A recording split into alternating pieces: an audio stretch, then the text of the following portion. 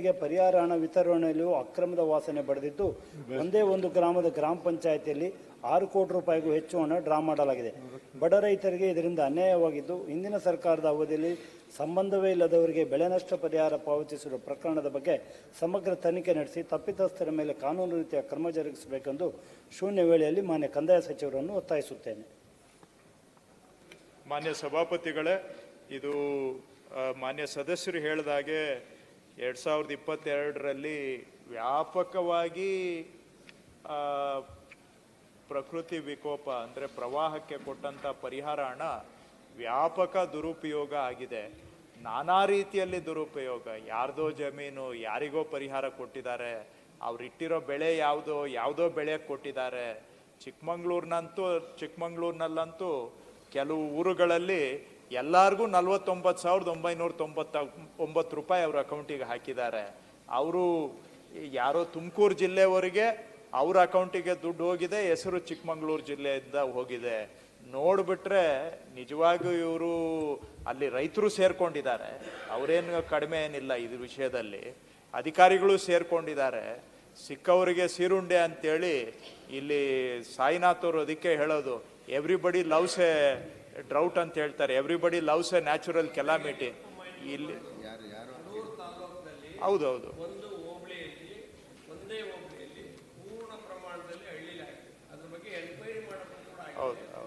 ಅದನ್ನೇ ಹೇಳ್ತಾ ಅಲ್ಲ, ಯಾವುದೇ ಕಾಫಿ ಬೆಳೆಗಾರ ಹೇಳಿಲ್ವಲ್ಲ ನಾನು. ಅಲ್ಲ, ಒಂದು ಜಿಲ್ಲೆ ಅಂತ ಬಂದಾಗ ಆ ಪಂಚನಹಳ್ಳಿ ಹೋಬಳಿನಲ್ಲಿ ಒಂದು ಊರಿನಲ್ಲಿ ಆಗಿದೆ, ಅದು ದೊಡ್ಡ ಎನ್ಕ್ವೈರಿ ನಡೀತಾ ಇದೆ.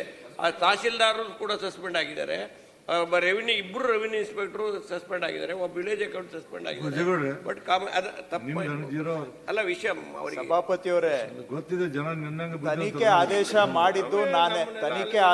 ಮಾಡಿದ್ದು ನಾನೇ, ತನಿಖೆ ಮಾಡಿಸ್ತಾ ಇರೋದು ನಾನೇ, ನನಗೆ ಗೊತ್ತಿದೆ ಆಯ್ತಾ. ಆ ಅಧಿಕಾರಿಗಳು ಇನ್ನೂ ಯಾರ್ಯಾರು ಭಾಗಿಯಾಗಿದ್ದಾರೆ ಅಂತ ಅಷ್ಟೇ ಅಲ್ಲ. ಈಗ ಹೇಳಲಿಕ್ಕೆ ಹೋದ್ರೆ ದಯವಿಟ್ಟು ತಪ್ಪು ತಿಳ್ಕೋಬೇಡಿ. ಇಲ್ಲ, ಕಾರ್ಯಕರ್ತರ ಮಾತಿಗೆ ಹೋಗ್ತಾ ಇಲ್ಲ. ಅವ್ರಿಗೆ ಕಾರ್ಯಕರ್ತರು ಯಾವ ಪಾರ್ಟಿಯವರೋ ಏನೋ ಯಾರಿಗೆ ಗೊತ್ತು. ಇದ್ರಲ್ಲಿ ಯಾವ ಪಾರ್ಟಿ ಪಕ್ಷನೂ ಇಲ್ಲ, ಎಲ್ಲರೂ ಸೇರ್ಕೊಂಡಿದ್ದಾರೆ. ಸಿಕ್ಕವ್ರಿಗೆ ಸೀರುಂಡೆ. 6,000 ಎಕರೆ ಬೋಗಸ್ ಗ್ರಾಂಟ್ ಮಾಡಿದ್ದಾರೆ ಆ ಸಂದರ್ಭದಲ್ಲಿ.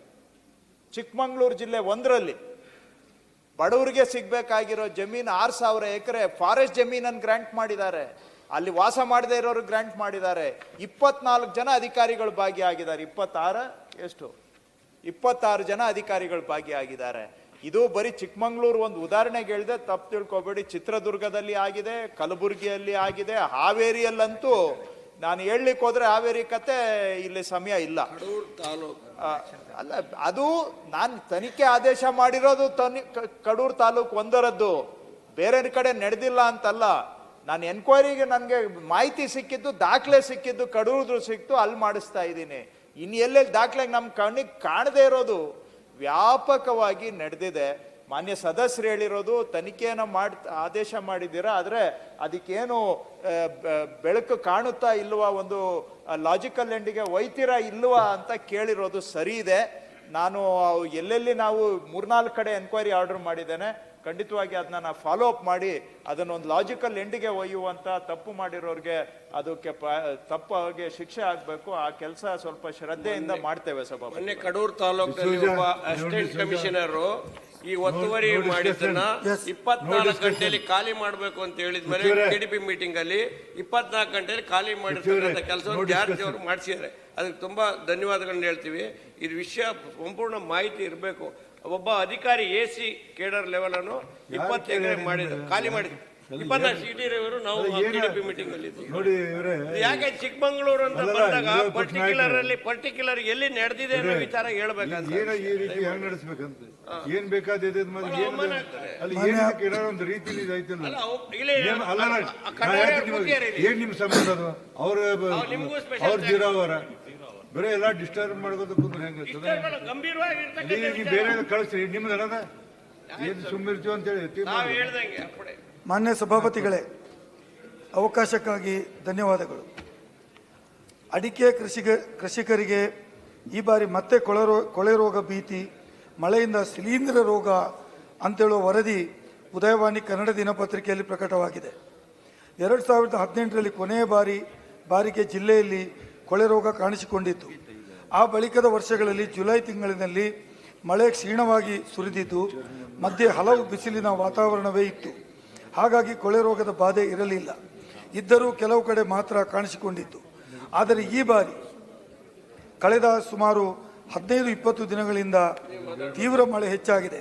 ವಾತಾವರಣದ ತಾಪಮಾನವು 18 ಡಿಗ್ರಿಯಿಂದ 28 ಡಿಗ್ರಿಗೆ ಆಸುಪಾಸಿನಲ್ಲಿ ಇರುವುದರಿಂದ, ಜೊತೆಗೆ ಆರ್ದ್ರತೆ ಶೇಕಡ 85ರಿಂದ 90ರಷ್ಟು ಇರುವುದರಿಂದ ಮಹಳಿ ರೋಗಕ್ಕೆ ಕಾರಣವಾಗಿರುವ ಶಿಲೀಂಧ್ರ ಕ್ಷಿಪ್ರವಾಗಿ ಬೆಳವಣಿಗೆ ಮತ್ತು ಪ್ರಸಾರಗೊಳ್ಳುವುದಕ್ಕೆ ಪೂರಕ ಸ್ಥಿತಿ ಸೃಷ್ಟಿಸಿದೆ. ಇದು ಕೊಳೆ ರೋಗದ ಭೀತಿ ಹೆಚ್ಚಾಗಲು ಕಾರಣವಾಗಿದೆ.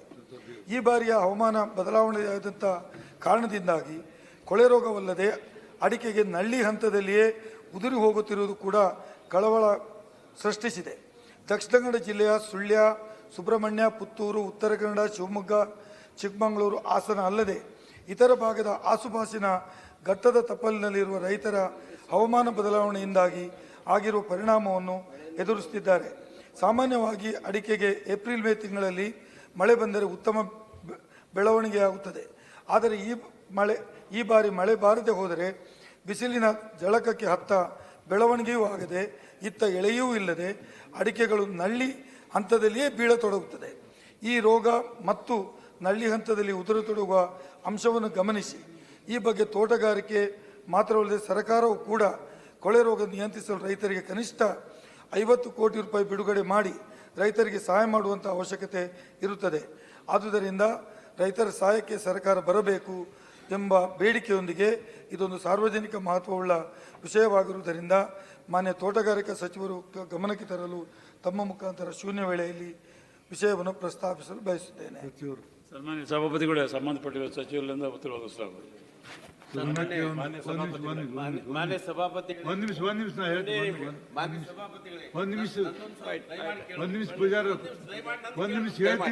ದಯಮಾಡಿ ನನ್ನೊಂದು ಸ್ವಲ್ಪ ಕೇಳಬೇಕು, ನನ್ನ ನಿವೇದನೆ ಕೇಳ್ಕೊಳ್ಬೇಕು. ಯಾವಾಗಲೂ ಒಮ್ಮೆ ಸ್ಟಾರ್ ಕ್ವಶನ್ ಬರುವಂತಹದ್ದು, ಸಂತ್ರಸ್ತರ ಪರವಾಗಿರುವಂತಹದ್ದು ಧ್ವನಿ ಇಲ್ಲಿ ಎತ್ತಾನೇ ಇಲ್ಲ. ಯಾವಾಗಲೂ ಹತ್ತಿಕ್ಕುವಂತ ಕೆಲಸ ವ್ಯವಸ್ಥಿತವಾಗಿ ಬಹಳ ವರ್ಷದಿಂದ ಬರ್ತಾ ಇದೆ. ದಯಮಾಡಿ ಒಂದು ಕೊನೆ ಪ್ರಶ್ನೆ ಇದ್ದಂತಹದ್ದು, ಸಂತ್ರಸ್ತರ ಜಮೀನುಗಳ ಯೋಗ್ಯ ಪರಿಹಾರ ಸಿಗಬೇಕು ಅನ್ನುವಂಥ ಒಂದು ಕೂಗು. ಆ ಕಡೆ ದಂಡೆ, ಆ ಕಡೆ ಜಮೀನಿಗೆ 16 ಲಕ್ಷ 20 ಲಕ್ಷ ಬರ್ತದೆ, ಇಲ್ಲಿ 2 ಲಕ್ಷ 4 ಲಕ್ಷ ಬರುವಂಥದ್ದು. ಎಂಥ ತಾರತಮ್ಯ ಸರ್ಕಾರ, ಬ್ಲೇಟೆಂಟ್ ಆಗಿ ತಾರತಮ್ಯ ಮಾಡುವಂಥದ್ದು. ಇದ್ರ ಬಗ್ಗೆ ಕೊನೆಯ ಪ್ರಶ್ನೆ ನಂದಾಗಿತ್ತು. ದಯಮಾಡಿ ಏನಾದರೂ ಮಾಡಿ ಅವಕಾಶ ವಿನಂತಿ ತಮ್ಮಲ್ಲಿ. ನಾನು ನಿಮ್ಮನ್ನು ಕರೆದಿದ್ದೆ, ನಾ ಮಾತಾಡ್ಲಿಕ್ಕೆ ಪ್ರಾರಂಭ ಮಾಡಿದ್ರಿ, ಮಾಡಿದೆ. ಈ ಎಲ್ಲ ಗಲಾಟೆ ನನ್ನ ಮೇಲೆ ಯಾಕೆ ಶಿಕ್ಷೆ ಅಂತ ದಯಮಾಡಿ. ನೀವು ನಮ್ಮ ಜಿಲ್ಲೆಯವರು, ನಮ್ಮವರು, ಒಂದ್ ನಿಮಿಷ ಹೇಳ್ತೀನಿ, ನೀವು ಸಂತ್ರಸ್ತರಾದವ್ರೆ. ಒಂದ್ ನಿಮಿಷ ಹೇಳ್ತೀನಿ, ದಯಮಾಡಿ ಅವಕಾಶ ಮಾಡಿಕೊಡಿ. ಒಂದ್ ನಿಮಿಷ. ಈ ಸದನದಲ್ಲಿ ಉತ್ತರಿಸುವ ಪ್ರಶ್ನೆಗಳಲ್ಲಿ PH ಪೂಜಾರ್, ದಿನೇಶ್ ಗುಳಿಗೌಡ, HS ಗೋಪಿನಾಥ್, ಗೋವಿಂದರಾಜ್ ಇವರ ಪ್ರಶ್ನೆಗಳ ಉತ್ತರವನ್ನು ಸದನ ಮುಂದೆ ಮಂಡಿಸಿದ್ದೇನೆ. ಆಮೇಲೆ ಬೇರೆ ಹೇಳ್ತೇನೆ. ನಮ್ಗೆ ಸಭಾಧ್ಯಕ್ಷರೇ ಕೊಡ್ತೀನಿ ಆಮೇಲೆ. ದಯಮಾಡಿ ಅಲ್ಲಿ ಕ್ಯಾಂಟೀನ್ ಒಂದ್ ನಿಮಿಷ ಈಗ ಒಂದ್ಸರಿ ನಾನು ಹೇಳಿದೀನಿ ನೋಡಿ, ನೀವು ವಿಚಾರ ಮಾಡಿ. ಒಬ್ಬೊಬ್ರು 14 ನಿಮಿಷ ಒಂದು ಪ್ರಶ್ನೆ, ಒಂದೇ ನಿಮಿಷ 10 ನಿಮಿಷ ಆಗುತ್ತೆ. ನಿವೇದನೆ ನಮ್ದು ನಿವೇದನೆ ಏನು ಅಂದ್ರೆ, ಇಲ್ಲಿ ಸಭೆ ಆಚೆ ಹೋಗ್ಬೇಕಾರೆ ಬರ್ಬೇಕಾರೆ ಬಹಳ ನ್ಯೂಸೆನ್ಸ್ ಆಗ್ತದೆ. ಅಲ್ಲಿ ಜನಗಳ ಪೂರ್ಣ ನಾವು ಆಚೆಗೆ ಹೋಗೋಕ್ಕಾಗಲ್ಲ. ಯಾರು ಉಪಸಭಾಪತಿ ಇರ್ಬೋದು, ನಾವು ಯಾರು ಹೋಗ್ಬೇಕಾದ್ರೆ ಭಾಳ ಕಷ್ಟಪಟ್ಟು ನೂಗ್ಕೊಂಡು ಹೋಗ್ಬೇಕಾಗ್ತದೆ. ದಾರಿನಲ್ಲೇ ತಿಂಡಿ ತಿಂತಾರೆ, ದಾರಿನಲ್ಲೇ ಕಾಫಿ ಕುಡಿತಾ ಇರ್ತಾರೆ. ಅಲ್ಲಿ ಒಂಚೂರು ಅದಕ್ಕೆ ಏನಾದ್ರು ಒಂದು ವ್ಯವಸ್ಥೆ ಮಾಡ್ಬೇಕಲ್ಲ. ನಮ್ಗೆ ಯಾರು ಗನ್ಮ್ಯಾನ್ ಯಾರಿಲ್ಲ, ಹಿಂದ್ಗಡೆ ದಾರಿ ಬಿಡು ಮುಂದ್ಗಡೆ ದಾರಿ ಬಿಡು ಅನ್ನೋಕ್ಕೆ. ದಯಮಾಡಿ ಅದ್ರ ಬಗ್ಗೆ ಸ್ವಲ್ಪ ಗಂಭೀರವಾಗಿ ಒಂದು ನಿಮಿಷ. ನಾ ಪೂಜಾರು ಹೇಳ್ತೀನಿ.